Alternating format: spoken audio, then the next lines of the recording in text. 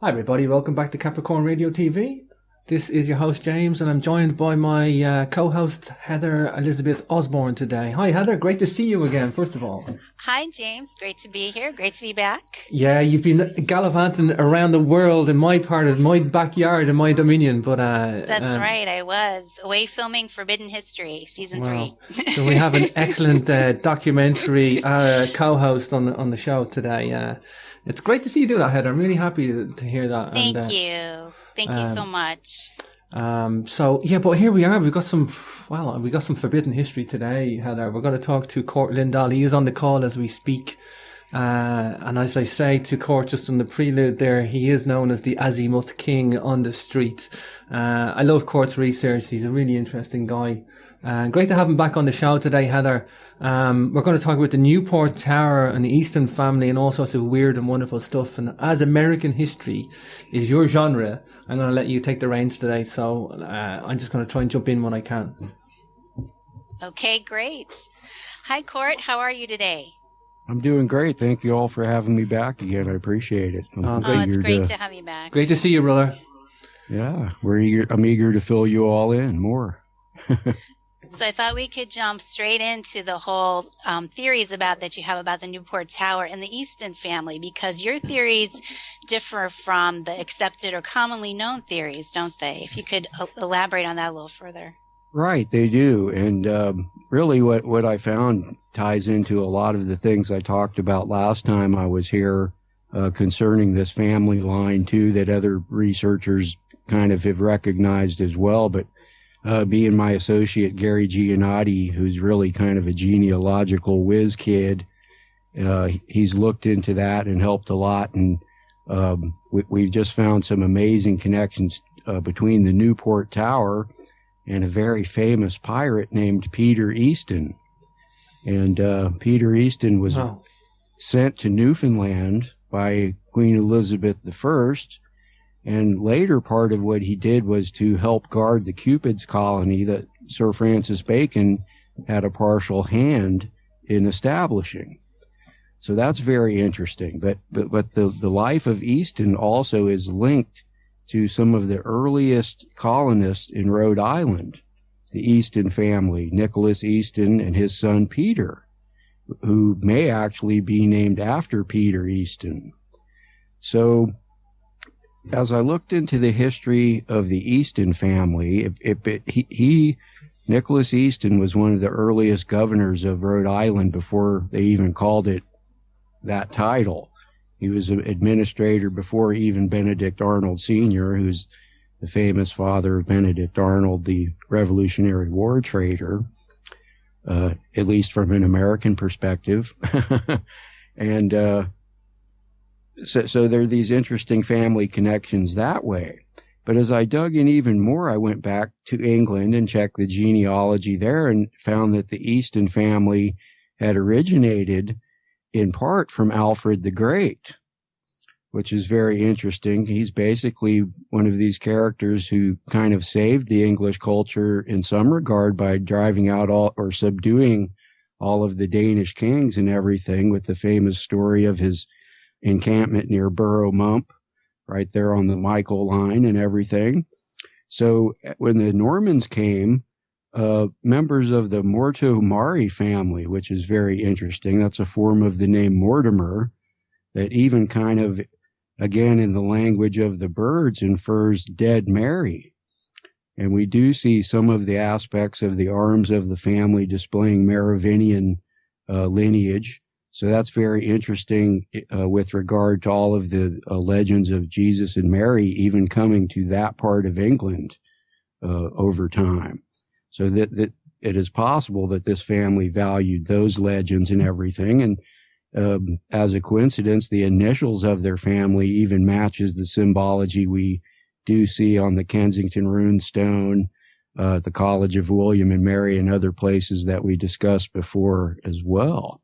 So the Motu Mori came over with William the Conqueror, and they're one of these original Norman families that we do see valuing these kind of architecture where they establish a prime meridian with a building that actually points to places.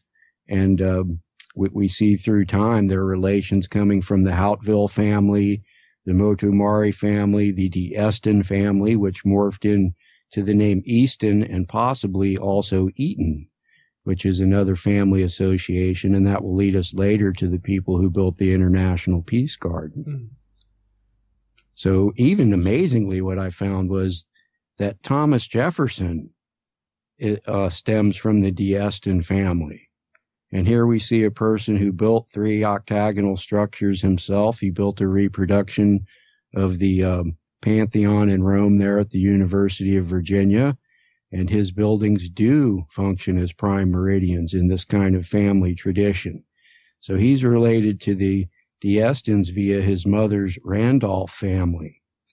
And there's even records of Estons marrying Randolphs later after United States history and colonial times began as well.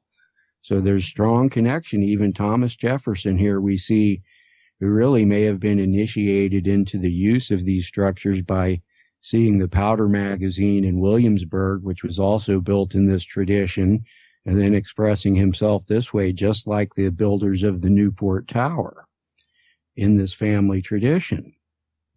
Now, really, just in the last 2 days, a gentleman on Facebook sent me a photograph of a reproduction of the Newport Tower. And I looked into that, and the tower is a memorial to a man named Job Stafford. And I looked into his genealogy, and I found that he was the earliest windmill builder in New England. He built 3 windmills prior to even the time when Newport, Rhode Island began to be established. And then I found him working directly for Nicholas Easton in 1639 in Newport, Rhode Island. So really, this reproduction monument is kind of telling us in a big way, it's pointing to the fact that this man likely actually built the tower in this family tradition that all of these people are associated with in England and other places in Europe. So it's kind of amazing that way. Do you think the tower was probably built in the 1600s then? I think that most of the evidence really points that way. You can't ignore the archaeology that's been done there, where they didn't find any cultural material prior to the era in which it was said. Both Governor Arnold and Easton referred to it being there in their notes, that it was theirs, quote unquote. And then we have the presence of this man who builds windmills right there in Newport. Now, really, what I'm saying doesn't mean any of the other theories were wrong, because what I found in my study of these towers, that the towers are often built much later to commemorate the event of a star log being collected there, or this being a point from which the region was claimed. And often in that practice, a cairn of stones is left.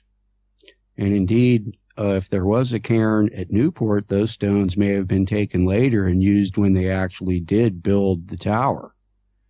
So it's unlikely that a group of explorers would show up and immediately build a tower. It would be on another visit where they were prepared to do something like that, rather than just to claim property that we do see as the common way this occurs.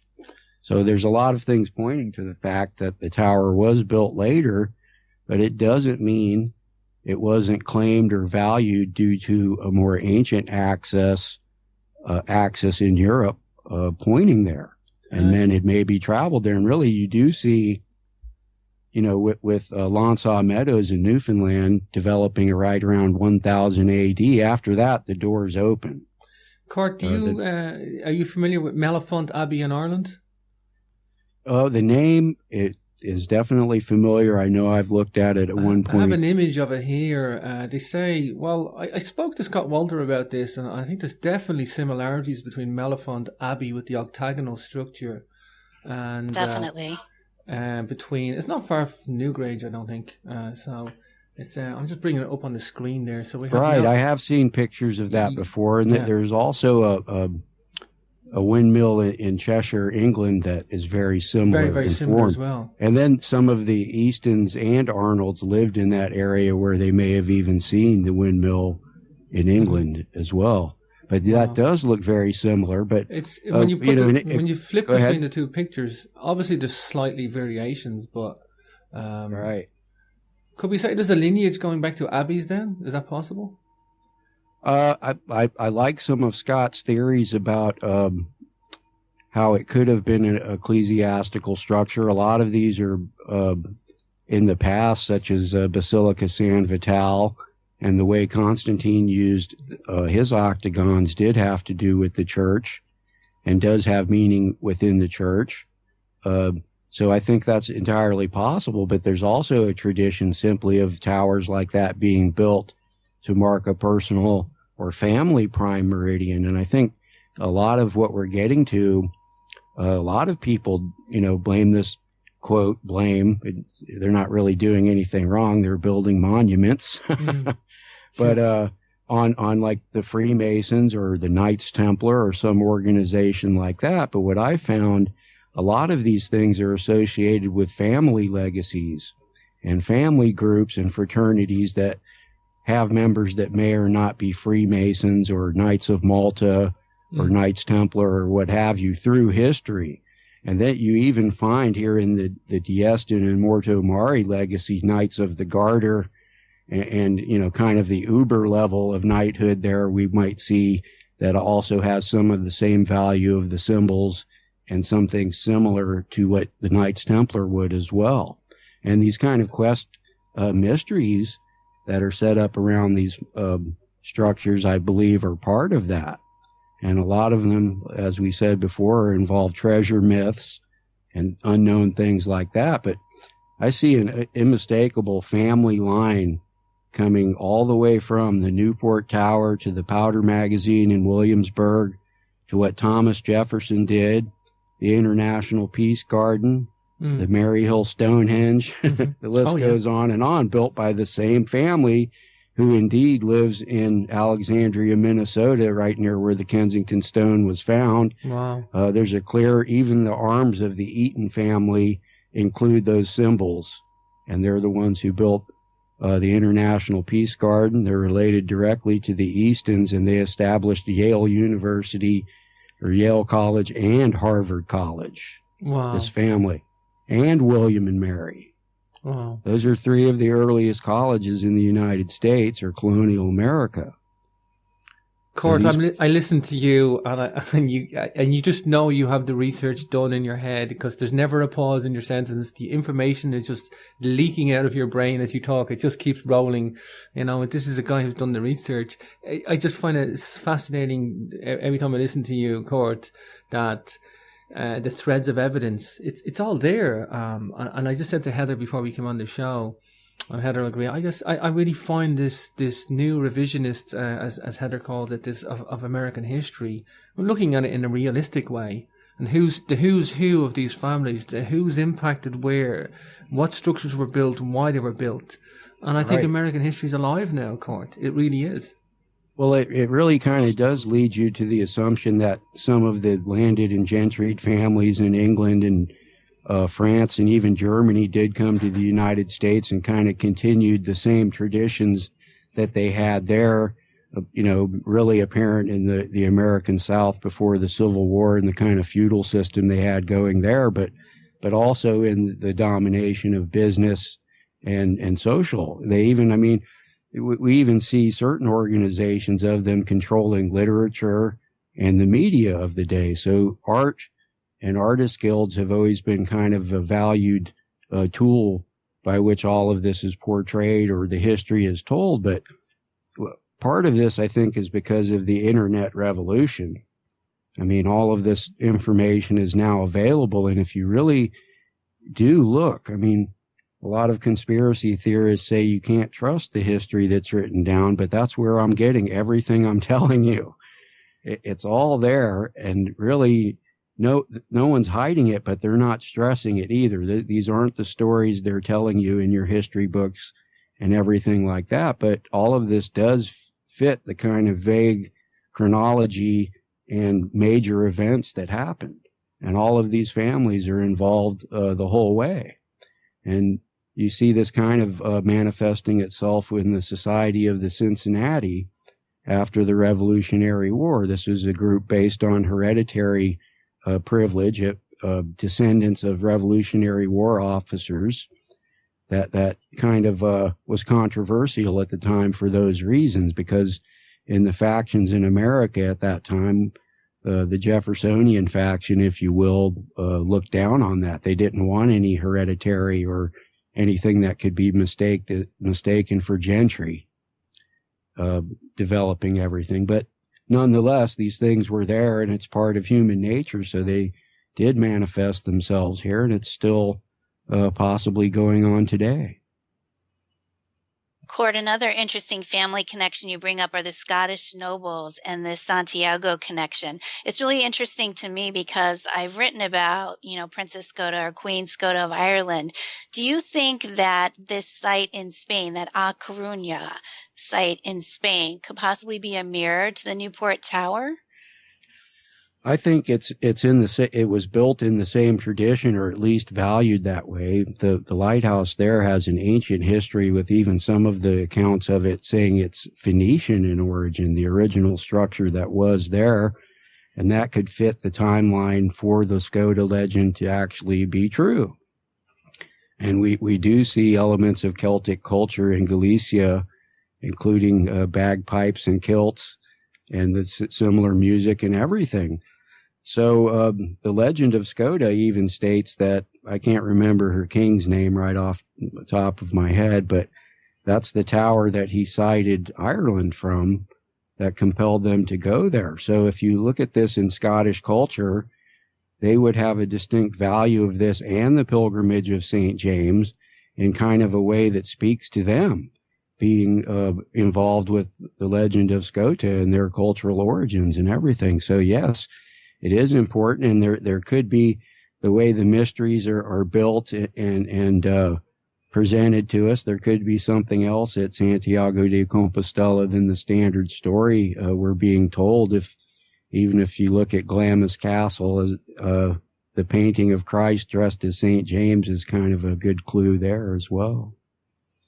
So yeah, Santiago is just a very interesting place. It links to everything.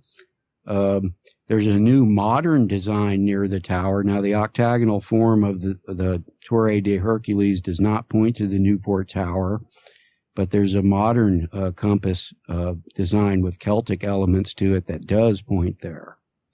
So even if they weren't pointing or orienting, they could have still been referencing a star log from the Torre de Hercules. And even later, we see Alexander von Humboldt leaving on his trip to South America from A Coruña. And there's all kinds of symbolic things going on in Galicia with regard to all of that.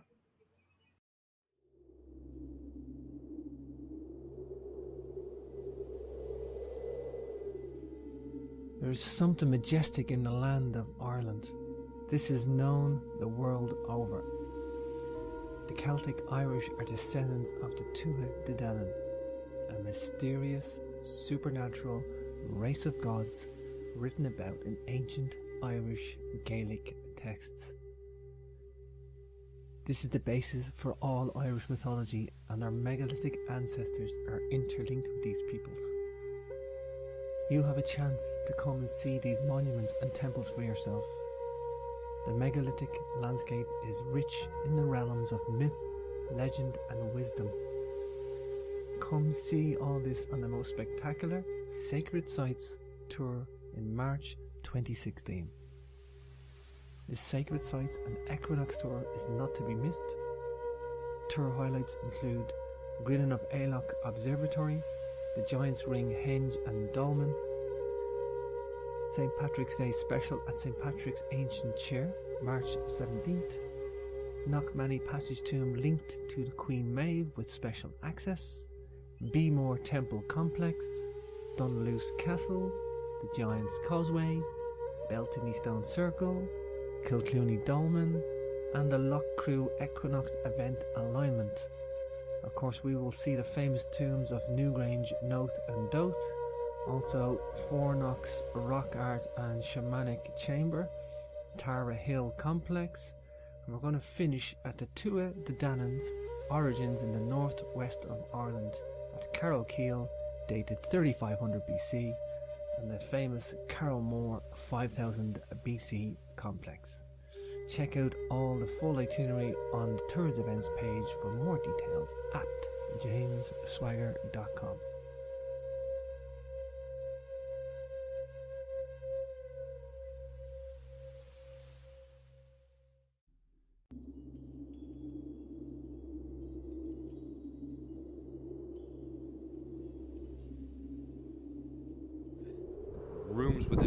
Rooms, right? And then you got the inner sanctum. You can see where this was probably covered over.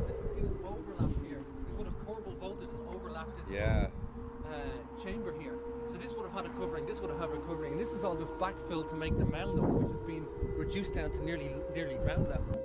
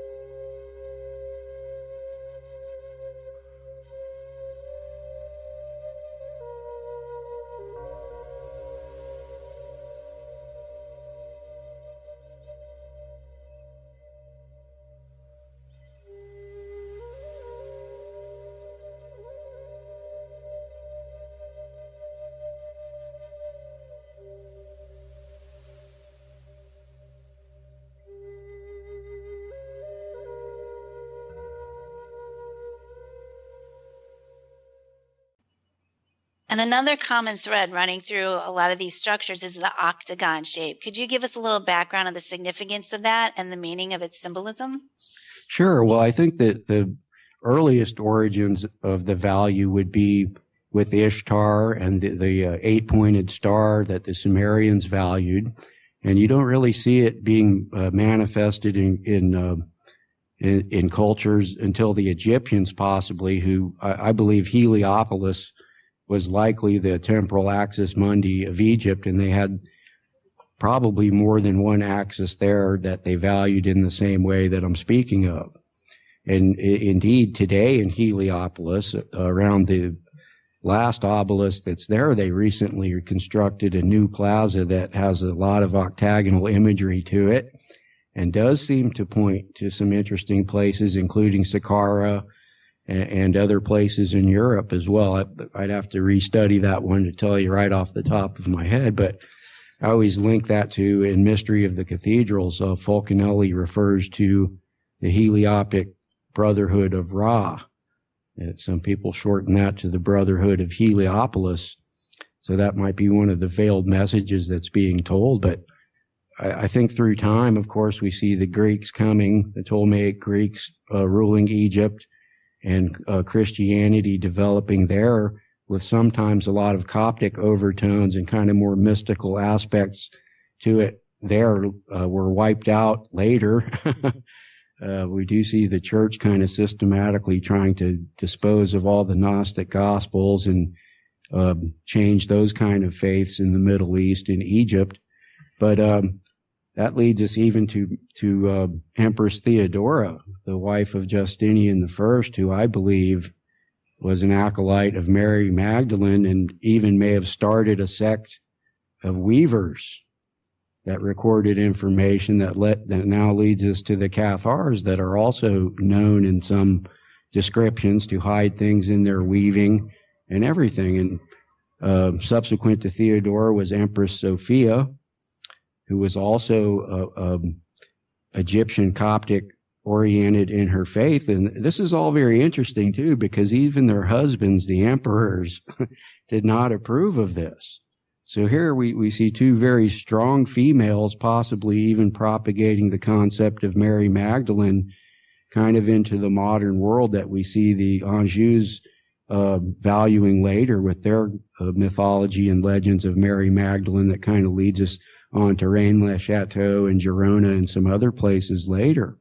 And there, even in Girona, we see one of the biggest clues is the Tapestry of Creation, which is a Byzantine-styled tapestry that's a product of weaving that may have things hidden in it that we don't know. So it's a very interesting view that when I found that, it all just kind of made sense, and it even tied into the Leonardo painting of Madonna of the Yarn Winder, of which there are two copies, and they're both owned by family members that are part of this kind of family, Norman family crew that also built a lot of this architecture and later architectural follies on their estates that meant the same thing and functioned in the same manner.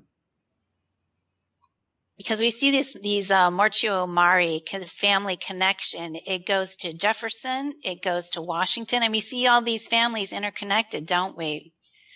Yes, and as I said, they just continued the same kind of cooperation, that they did in the old country.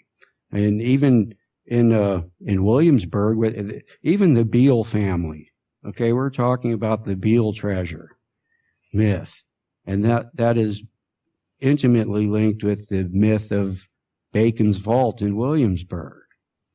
So they're everywhere. This family it's kind of a tradition, I think, that stemmed from Charlemagne kind of in this modern form, creating a mystery that he based his on Constantine.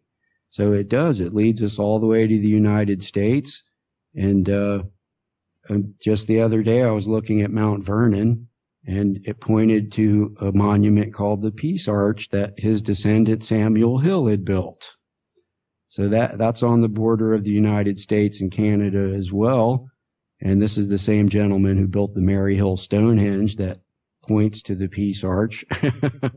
And he built the Palace of the Legion of Honor in San Francisco that points to the International Peace Garden, which I believe is kind of the center of the mysteries. If just from a metaphorical standpoint, this would appear to be the repository or the end of the quest in some ways.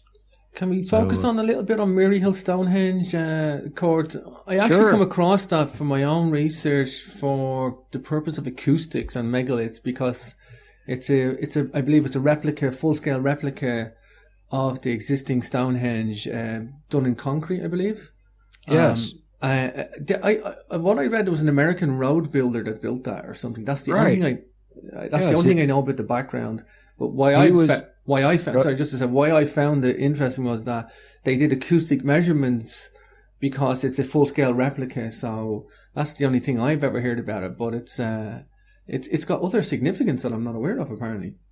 Sure. He established that as one of these personal prime meridians, and his name is Samuel Hill, and he was a road engineer, and he basically is responsible for why Washington State has one of the finest road systems in the world even today. And he's directly descended and came from Minnesota. So he's not a normal road builder then? No, he also, his family owned the Great Northern Railroad. Oh, wow. So he's not just mixing some concrete and putting it together, Cort, is my point. And the Union Pacific, and he came from Minneapolis, Minnesota, before he came to Washington, and he's a member of the Hill family that also has a branch in Alexandria, Minnesota, where the Kensington Runestone Museum is. It's incredible. His family helped to establish the College of William and Mary, and that may be one of the reasons we see the symbols on their logo being very similar to the symbols on the Kensington Runestone.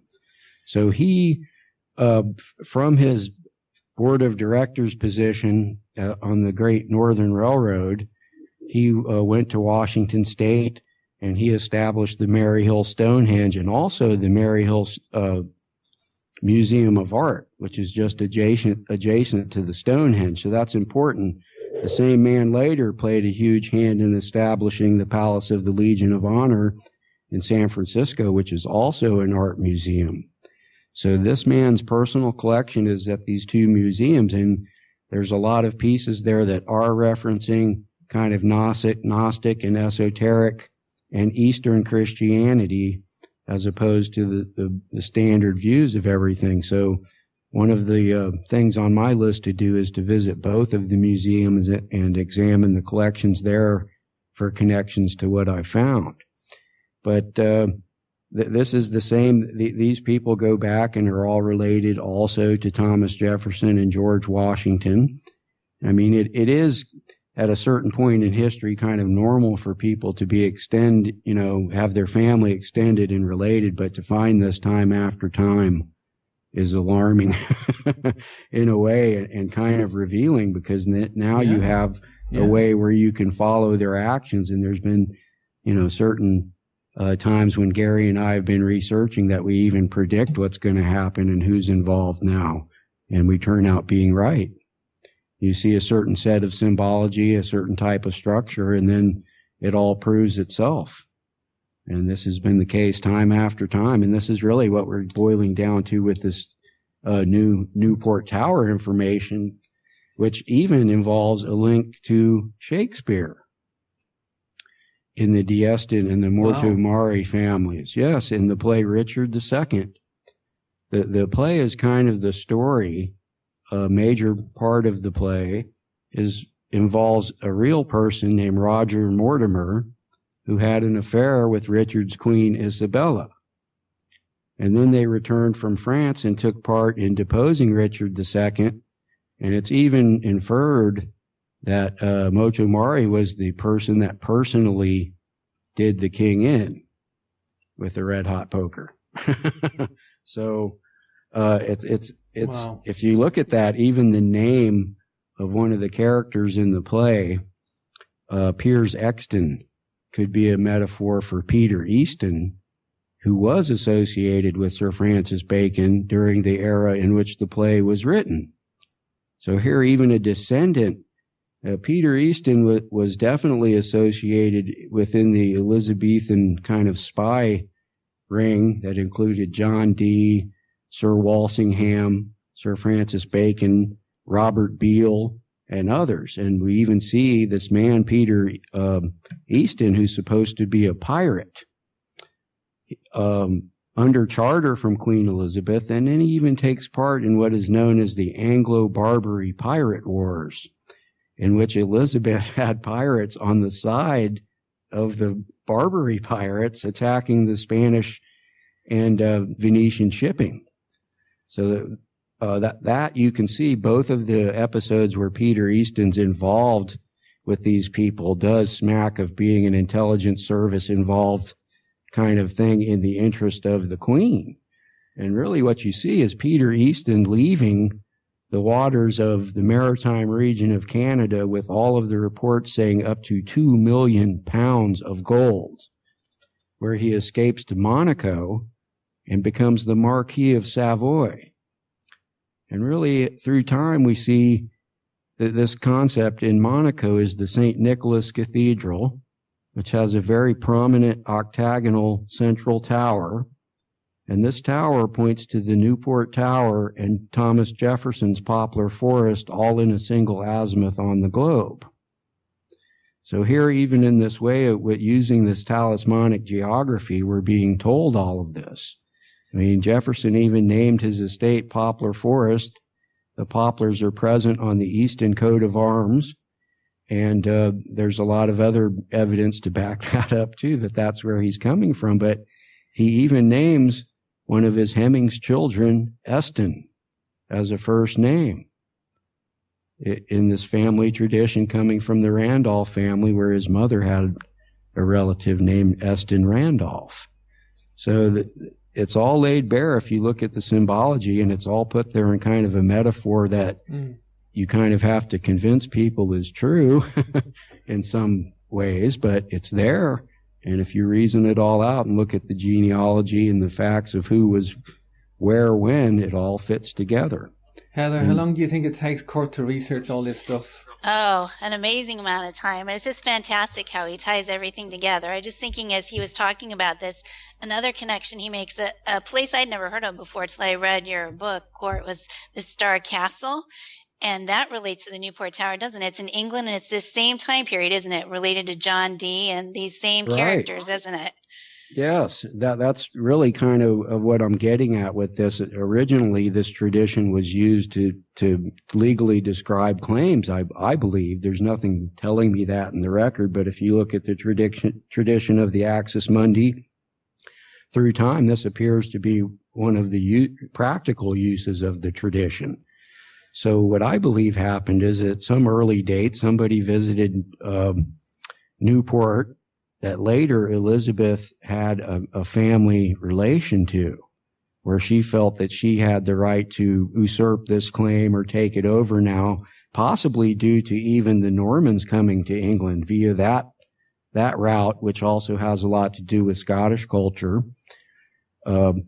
So I think she wanted to build an axis that pointed to the Newport Tower. So we see the construction of a star castle, which is a star-shaped octagonal castle that gained this form over time. As I say, sometimes it's built later to when the actual use of it as a place for to measure from is done. But it actually points directly to Provincetown Harbor and the Newport Tower. And now in Provincetown Harbor, we have Captain Archer, the man who was recently dug up with the reliquary in Jamestown, and Captain Gosnold visiting Provincetown Harbor as their very first stop when they're coming to New England and possibly even claiming New England for England at that point, at that time. And this is on this azimuth that points to where the Newport Tower is now. Then both of these men traveled to the Newport area, and they were known to visit Martha's Vineyard and No Man's Island, and even built a trading post at a place called Cuttyhunk, just to the east of Newport. So they were known to be in sight of the Newport Tower for several months and never noted its presence, but that could be a secret too, so we don't know whether they would say that. But later we have the Pilgrims coming and signing the Mayflower Compact right there in Provincetown Harbor in the same geographic context that I had already supposed was used to legally describe property. So there's a lot of, evidence pointing that way that it is where the tradition comes from. Now, over time, we see, as I said, landed gentry, people using it kind of in a tongue-in-cheek way to possibly create family mysteries of their own that if some people knew about could use to hide valuable items as well. And we may see that during the Civil War and Revolutionary War where lots of money was pilfered and valuables were being taken via warfare. So Freemasons and other family members who are aware of this kind of system may have used it to hide things. We even find the family connection to the Kensington runestone because you bring up the Douglas family connection to Minnesota, which is fascinating for me because, I love Robert the Bruce, right, and do a lot of research on that. And James Douglas was his right-hand man. So could you explain a little bit about that connection? Because it ties it all the way back to, the way that Douglas took the Bruce's heart to Compostela. He was going to take it on pilgrimage through Spain and, then had the war with the Moors. Right. So it all ties back together, doesn't it? It does. Douglas is really a very interesting character. If you look at the meaning of Douglas in Scots Gaelic, it means Blackwater. He's known as James the Black Douglas or the Good Douglas, depending on whether you're English or Scottish. And he did have quite a military record and career with Robert the Bruce. He was his right-hand man and a trusted nephew of the Earl of Stuart as well. So he was really connected to a lot of different people in this line that we're speaking of. And he was the person that took Robert the Bruce's heart to the Battle of Teba. And there's a lot of different accounts of that you read, but many of them do mention that they went to Santiago de Compostela, and that the story is maybe usually misinterpreted as Robert the Bruce asking for his heart to be taken to Jerusalem, to the Holy Sepulchre there, sepulchre there. But I think he is referring to the sepulchre of St. James there in Santiago de Compostela because of this kind of secret value among Scottish nobles of Santiago. And a lot of the records of Douglas say he was a, quote, knight of the tomb, which there's no record of a knighthood called that, but you could stretch that to being the sepulchre. First, I thought it was the Holy Sepulchre, but then the more I found out about it, and you look at the origins of his name, even his uncle was one of the first nobles to be named James in honor of Santiago. So there's a lot of connections there. And of course, after I looked at it, I found out that William Sinclair, the builder of Rosslyn, was a knight of Santiago, according to a lot of sources. And the octagon there in Santiago de Compostela does point to Rosslyn Chapel. So these alignments often back up the kind of history you see like that. But what's interesting about Douglas, too, is that the whole Battle of Teba story has all the earmarks of kind of being a fairy tale. And if you imagine that they never died, only a few people saw their remains, and even when William Sinclair's and Douglas's remains were excavated, there was nothing there when they were dug up. You could kind of postulate that maybe they did go somewhere else to explore or take part in some other kind of intelligence service operation of the day. And we do see a lot of people neglect to think how skullduggerous and crafty people like this were sometimes, that they didn't have intelligence services like we do today, but they did. They always employed the magi or the scholars of their clan, and employed them in all kinds of ways, just like we see Queen Elizabeth using John Dee and Bacon and others that are obviously intelligent people.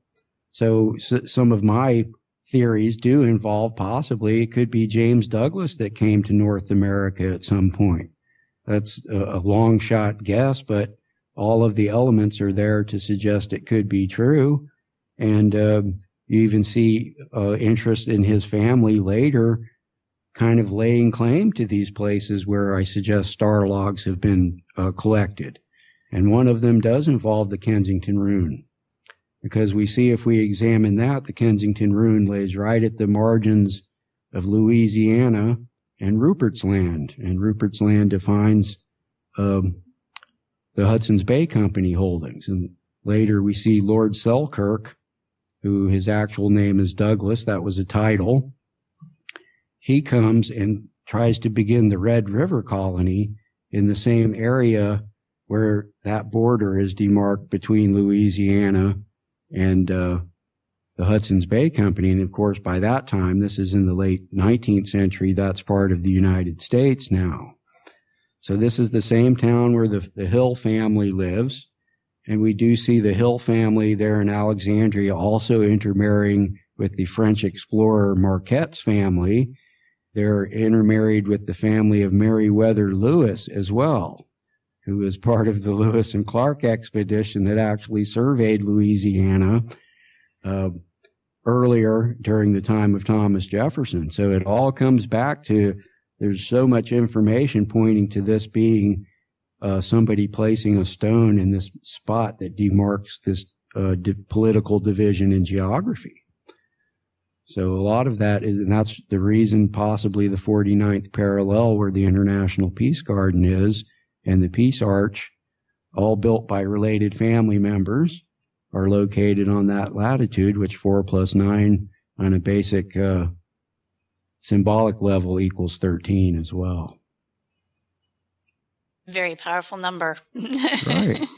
So you do see people orienting their business ventures, I think, sometimes in relation to these alignments as well. You see the central business district of many large cities like Washington, D.C., in New York City set up, the main shopping districts or business districts are often oriented this way. You see it being 6th Avenue in New York City, also known as the Avenue of the Americas, and the White House Meridian in Washington, D.C., just north of the White House, is the main business district there. So it's kind of a talismanic belief, too, that really just kind of relates to good luck in a way, I believe, as far as it developed after a while. And that could be related to some of the original Greek and Roman uses of this tradition. Right. And then, of course, the 12 always surrounding the one in the center, like the 12 constellations, or, for example, the 12 who are seated around King Arthur, or, Jesus and the 12 disciples. I was just thinking of, again, the Robert the Bruce connection, because I've read research that there were 12 families connected who surrounded the Bruce. So that once again, we see that pattern, the 12 plus the 1, the 13.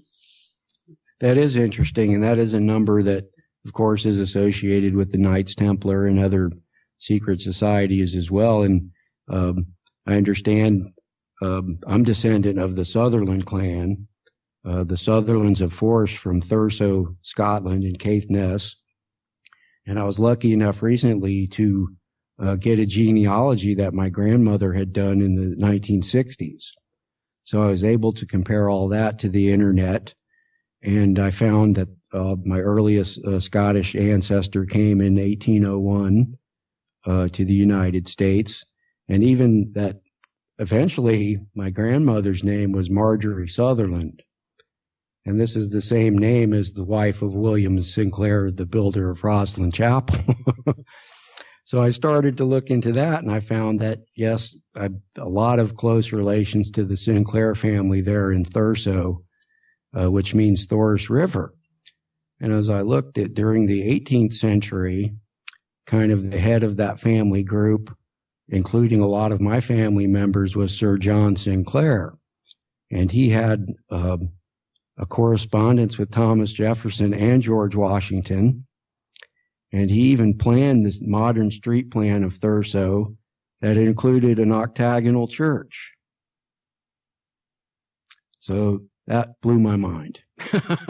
Yeah, definitely. To find such a close, wow, family relation. I did follow my tree, and I am related to him collaterally via marriage. The Sutherlands and Sinclairs, there were of Thurso, there's 30 intermarriages over time. So that was interesting for me to find after so long. I've been studying this for 7 years, and I just found this out a couple of months ago. So we're coming up to the top of the hour, Cort. Do you want to show us anything on Google Earth? I know you had Google Earth ready in case. Was there any alignments you wanted to bring attention to? I didn't really have anything set up immediately, but what can you see? Do I have to add? Well, you can get it set up there while I'm talking anyway, and I'm just going to refer people to your website, survivalcell.blogspot.com or survivalcell.blogspot.co.uk for the UK, but the same, it's a Blogspot website. But you've got a fascinating website. There's so much material there, Cort, of a similar genre of stuff that we're talking about, gematria, azimuths, linking it up. I think what's different with you, Cort, is you don't just do the azimuths and the alignments and leave people stupefied as to what it all means. You're layering this in with the historical background of the families or the people, the engineers or the guys who built these monuments, and you weave both ends of the history together. I think that's what sets you apart, Cort.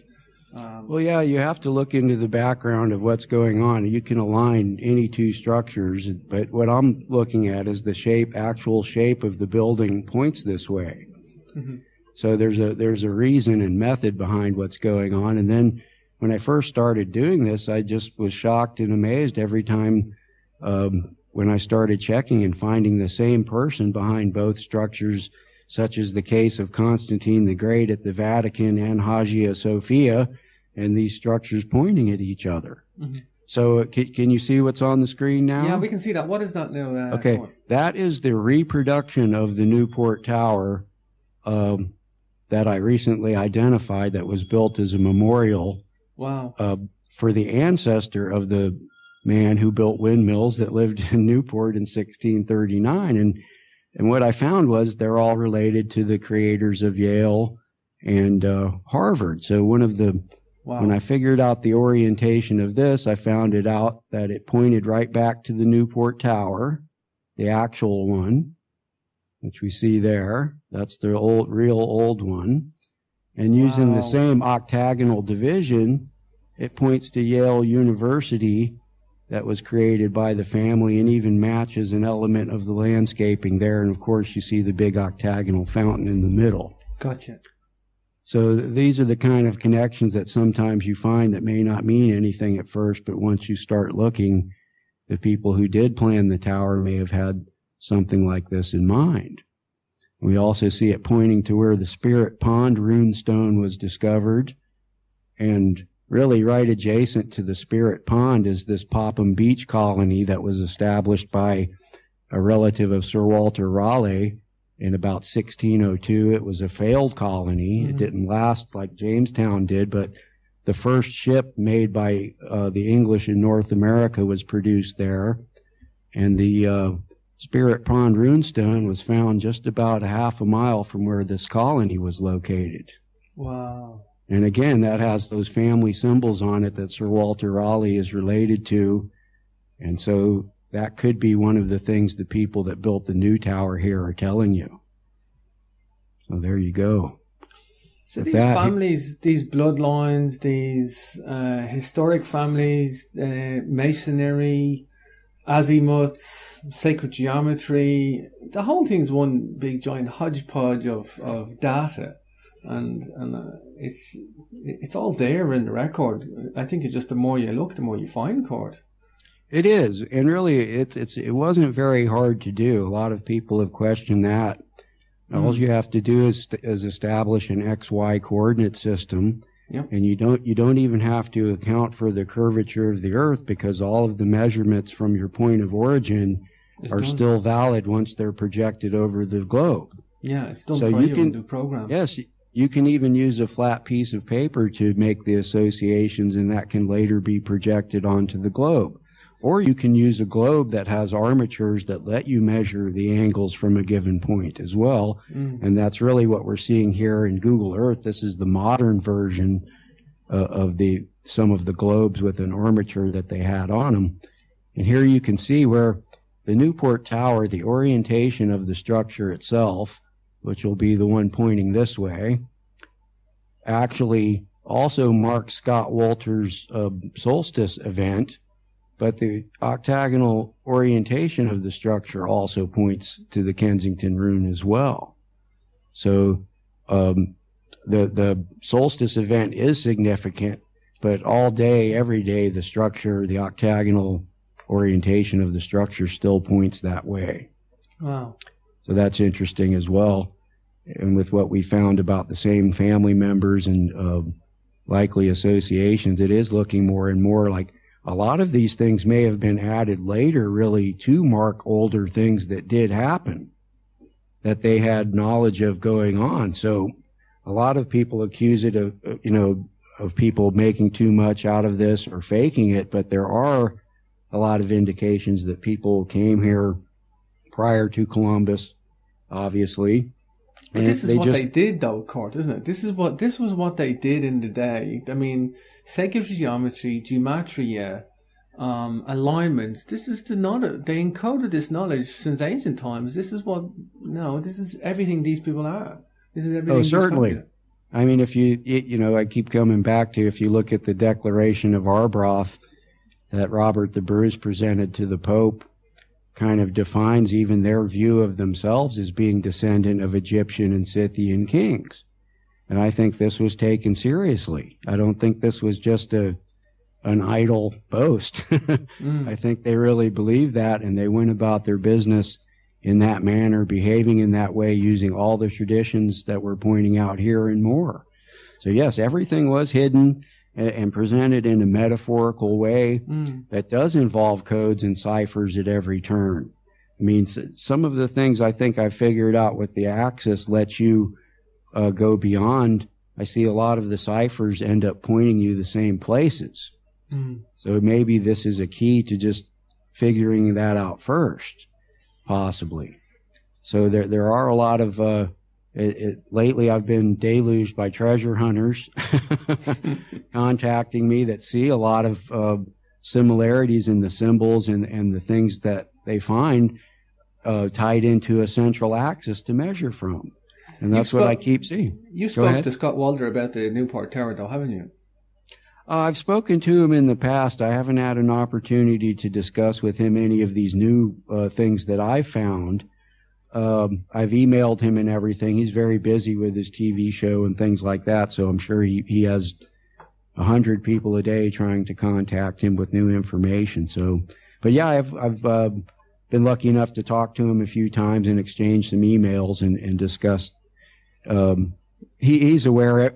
Ever since I first started writing 6 or 7 years ago, I saw the involvement of the Hudson's Bay Company, and it's taken me this long really to find it all, the real proof to it. And my first book that I wrote in 2007, I said that in the book, and I didn't have all of the proof, but it just seemed to make sense in that context. So slowly over time, I found all of these family relations. Prince Rupert of the Rhine, he's related to all the same people from Jamestown and Newport, and they have this family legacy, I think, that involves the talismanic use of architecture via their Norman bloodlines. And really what we're seeing a lot of that might be associated with Mary Magdalene and the Merovingian bloodline, and that could be the portions of the family that value those myths and legends in both France and England. And then, as I was discussing before, the other more military faction, or the knighthoods, seem to value St. Andrew in the same kind of apocryphal, if that's a word, context, where these were parts of the Gospels that were left out of the canon of Nicaea, and we see a lot of value in that, in the Pistis Sophia and the Book of Enoch and things like that in Masonic groups and other secret societies as well. Cort, do us a favor, tell people where they can get give us the name of your most recent book and tell people where they can get a copy of that and its full title, please. Right. The full title is The Sacred Towers of the Axis Mundi. And there's a link for that at my blog, survivalcell.blogspot.com, but you can word search it. It's available on Amazon and createspace.com and Kindle as well. Sure. And there's also an article about the Morto Mari and the Newport Tower and all of my latest findings there. That's kind of a draft that I'm developing to include in my next book, which will be Secrets of the Sacred Meridians. That's the upcoming book. Wow, beautiful, Cort. A lot of time for you, Cort. I think you're a great researcher, and you're a benchmark. You're a benchmark for research because you're prolific and dedicated and diligent and thorough in your research. And I think no matter what subject you're researching, I think you've set a benchmark there for it, Cort. I wouldn't like to go up against you in a competition. Heather, you got any final comments before we wrap things up at the top of the hour? I just wanted to thank you, Cort. It's always a joy listening to you. It's just jam-packed with information, and there's always never enough time to get to everything we want to talk about. But it's been great. Thank you so much. Well, thank you all for having me, and please don't hesitate to contact me if you see something in your travels that I can help you with. Sure. So please. Definitely. Survivalcell.blogspot.com or .co.uk for today's author and researcher. Thank you for your time, Cort. Fascinating seeing you and talking to you, and same to you, Heather. Great. Thank you both so much. Yep. Thanks, guys. Good to see you again. Good to see you.